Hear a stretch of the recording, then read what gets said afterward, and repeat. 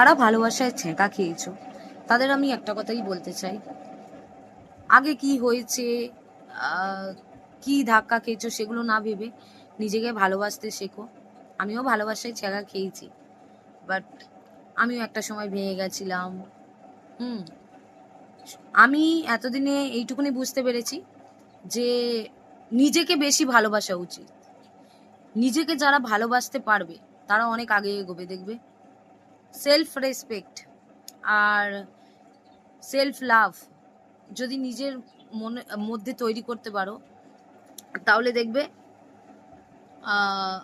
অনেকটাই আগে এগোতে পারবে। আর মন খারাপ হচ্ছে, গান শোনো, মাথাতে ওই সব চিন্তা ভাবনা আনোই না, যেটা হয়ে গেছে হয়ে গেছে।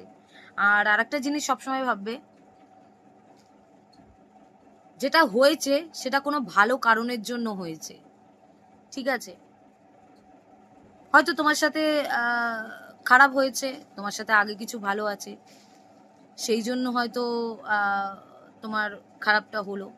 সবসময় হচ্ছে ভাববে না যে আমার সাথে খারাপ হলো আবার খারাপ হবে।